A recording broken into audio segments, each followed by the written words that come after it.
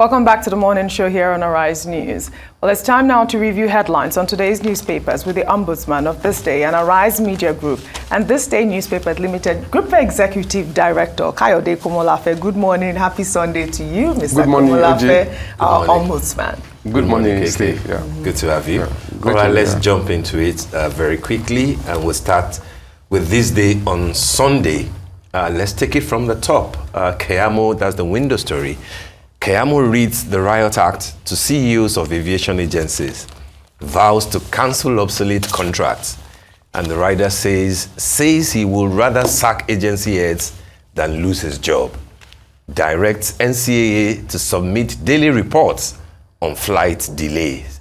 That story is on page 5 of today's This Day. Apparently, the minister is reacting very swiftly to the presidential order that says that every minister will have to get the KPIs, yes. Otherwise, you'll find yourself outside.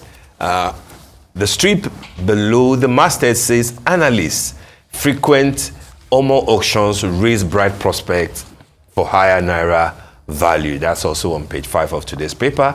And below it, Abdusalami-led commission summons stakeholders in Imo, Kogi, Bayelsa elections for peace accord. That's towards Saturday, the 11th, next Saturday's elections, off-season elections in Imo, Kogi, and Bayelsa.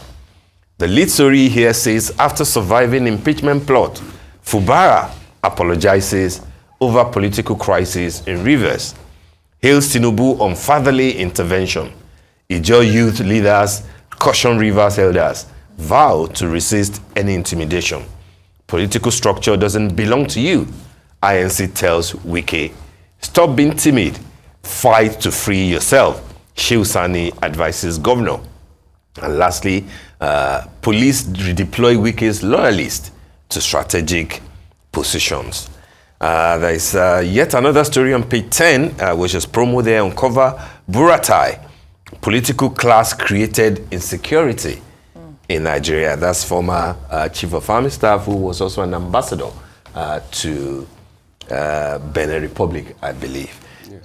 And last but not the least is the cover picture, prayers for peace in Nigeria. That's Avin Kwara State Governor, who is also the chairman of Nigeria's Governors Forum, Mr. Abdurrahman Abdurazak, the Sultan of Sokoto, and the Emir of Ilorin, Jama service in Ilorin, the state capital, over the weekend. Those are the stories on the cover of today's This Day, KK.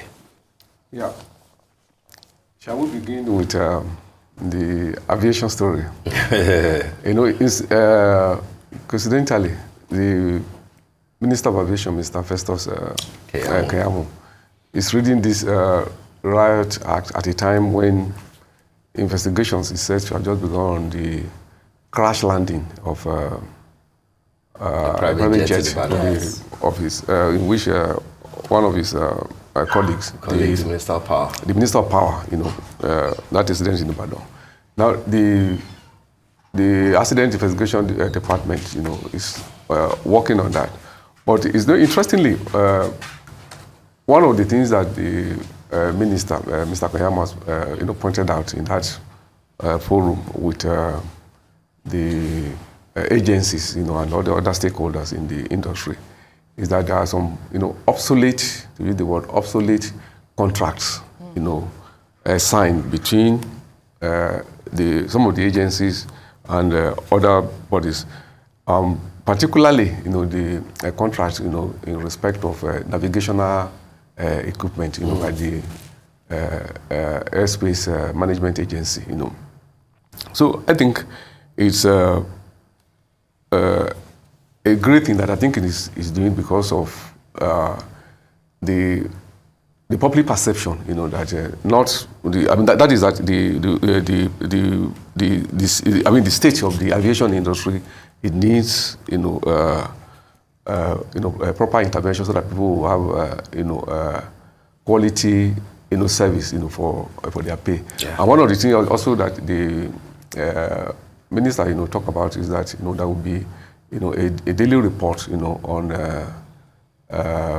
flight delays, you know, and other issues, you know, which will be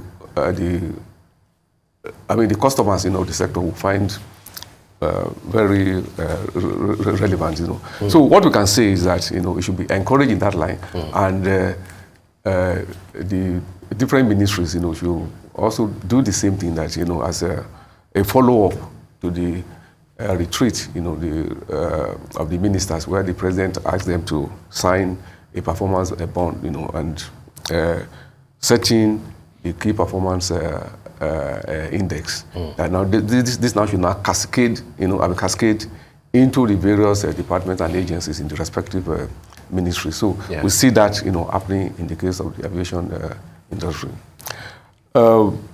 The other story, which I think readers will find interesting for these days, the statement by the former Chief of Army Staff. You know, yeah, that yes, you know, the insecurity. You know, I mean, you know, his tenure was much criticized. You know, people a number of times. Yes. The National Assembly led the criticism by passing resolutions, actually calling on President Buhari, you know, to change, you know, the service chiefs, especially, you know, the Chief of Army Staff, you know. But it's interesting that he's now having a pushback, you know, to school and blaming, you know, the political class, you know, for, you know. But I think, you know, that should not be sufficient. I think the tenure, you know, of the former security chiefs, you know, should be properly audited, you know. Yeah. And when I'm talking about auditing in this case, I'm not just talking about the money or whatever, you know, but in terms of, you know, the delivery, so that, you know, the proper lessons, you know, will be learned, you know. Yeah. You know, because part of the thing that defined a Burattai's tenure was that after almost, you know, 8 years in office, to remember towards the end of his tenure, you know, he was making, you know, this a very grim, you know, projection that where Nigeria will have to contend with terrorism for another 20 years. Yeah. That Yes, we're not going to something. That's what he said. After trillions of things, you know, spent, you know, Yeah. and would, you know, we have lost, you know, life, you know. So I think, you know, it smacks, you know, about, you know, this thing about, you know, that the impunity and this lack of, you know, sense of accountability on the part of those people who are giving, you know, national assignment, you know.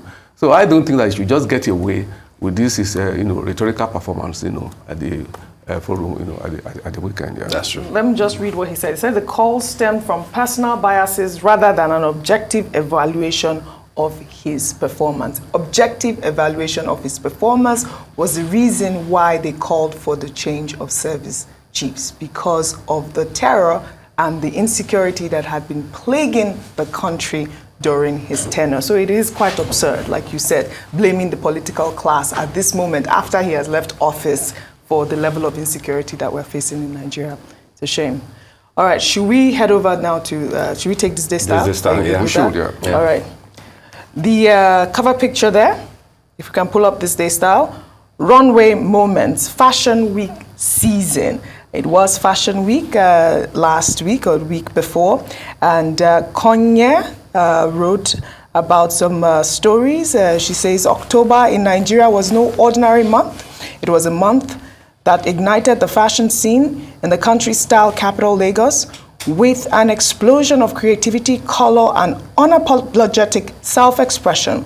It was a month when fashion designers, models, enthusiasts, and style mavens all came together to celebrate their love for fashion in a grand showcase of style and innovation. Of course, you know I love fashion. Unfortunately, I wasn't able to attend any one of them. And she particularly called up my very good friend, Mai Atafo, who she said his fashion show, which featured over 800 plus guests, was her favorite. Yeah. My favorite from that whole event was seeing the governor of Lagos State walk down the runway for, you know, Emi Casbit. I thought that was so cool. I believe that he's about the first governor to have done that. I mean, I've never seen anything like that. I thought it was really cool. It was the only of you felt just to add that, yeah. if you have missed the one that, you know, like Koye, the editor of this day style, you know, has also reported that, you know, the show, you know, still continues, because there are some organizations that will also still, stage their own shows in Okay. the coming days. Their What own- are the GT? Yeah. the Yeah. fashion show. So on, Yeah. So if you have missed some, you may as well take advantage of the ones that are. Oh well, I don't know. We'll see about that. If Arise will allow me to have time for that, I'd love to. But I missed my Atafo show, which I thought would have been excellent for me to have attended. But I was going to say that it was the Oni of Ife, the king of, the very revered king in Ile-Ife that was on at the runway a couple of years ago. Yes, I remember but now that. we have the governor of Lagos State also strutting. Yes. the Oh, that runway, was really cool. He did that close. I mean, That was that was one, cool. yeah. That was cool. Yes, absolutely. All right, so- Congratulations to all the designers Congrats to them. showcased so far. Yes. We move to Sunday Punch, where KK, there are a few interesting stories. Indeed. Yes. So, the first, of course, will be the lead story, off-season governorship polls. IG undercover squads comb Imo, Kogi, Bayelsa flashpoints, criminal hideouts, secret agents to fish out troublemakers, prevent violence. Parties sign peace accord Wednesday.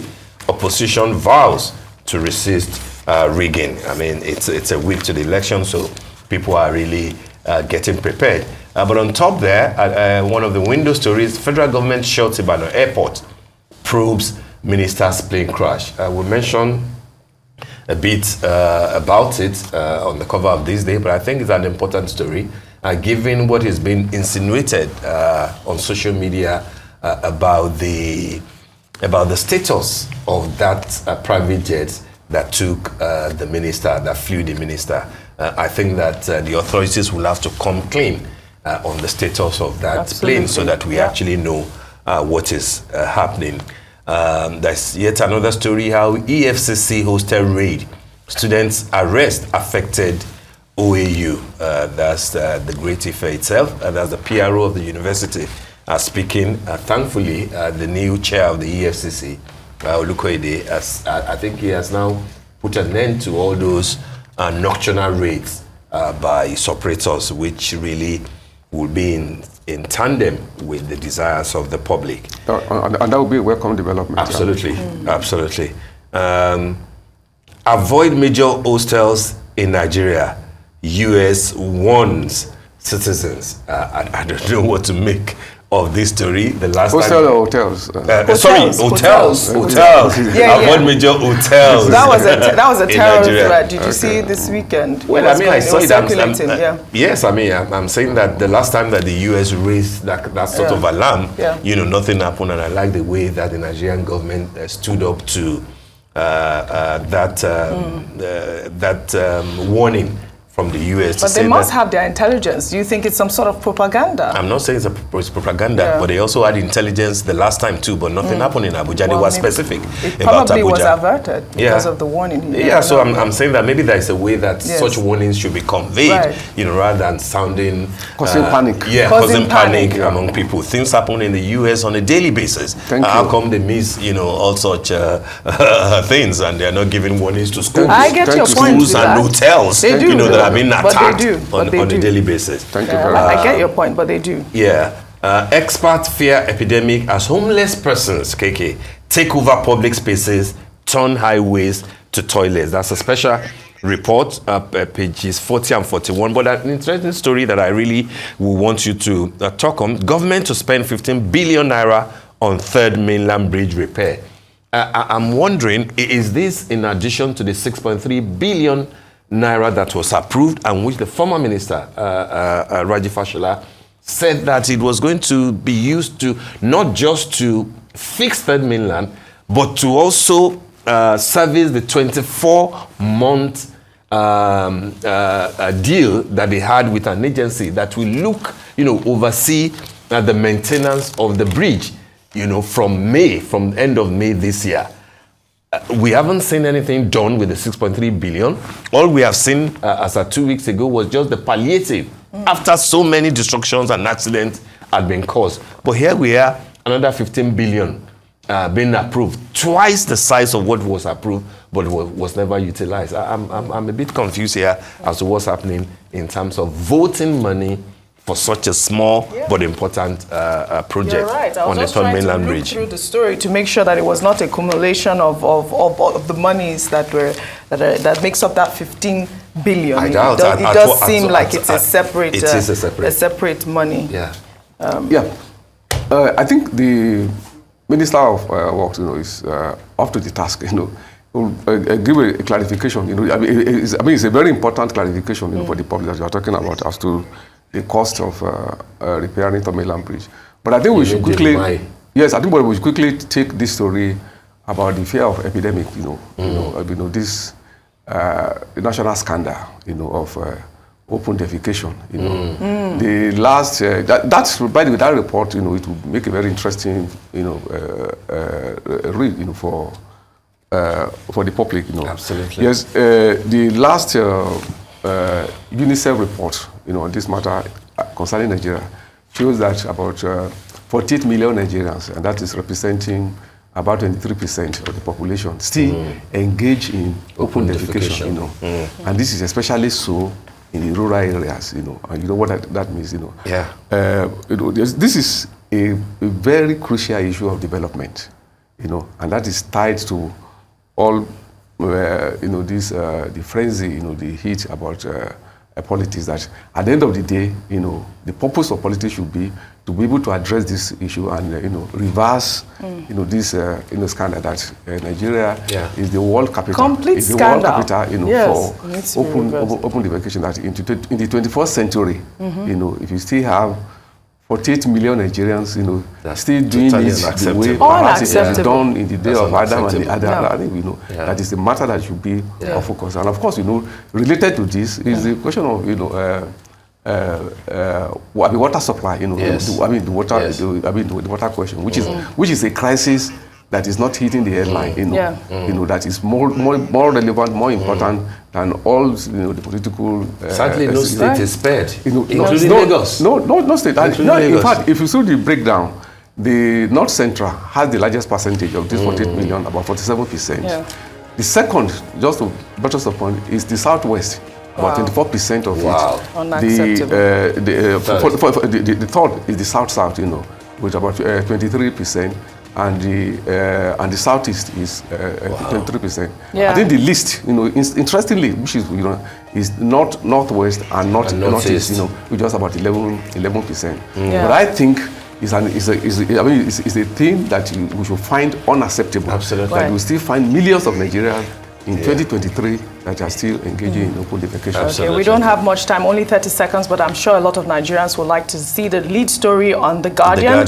Kaduna, Dangote, Bua refineries may source crude oil from abroad. They may begin importation of 110,000 barrels of crude oil per day from Venezuela or Saudi Arabia to operate the Kaduna refinery due important to story. come on. I think no, but a part of the correction, that story is speculative. Yes. NNPC has not said that. Yes. I don't think NNPC could have said that, because that would be very absurd. Yeah, this is the story from The Guardian. But we won't be surprised if NNPC said it. No Nigerian will be surprised. It's speculative. So Ombudsman is saying that we shouldn't credit NNPC. This is from The Guardian. That's what they are reporting. All right, we really have to go now, but I'm sure that everybody is waiting for Mr. President to beam his searchlight on the NNPC. That place deserves some, sanity. All right, that brings us to the end of the morning show today. Thank you for watching and do stay safe. I'm Steve Ayorinde. And thank you very much, Mr. Komolafe, for joining us on our Sunday Tonic. I am Oji Okpe. For my entire team in Lagos, Nigeria, enjoy the rest of your morning and, of course, the rest of your day. Goodbye.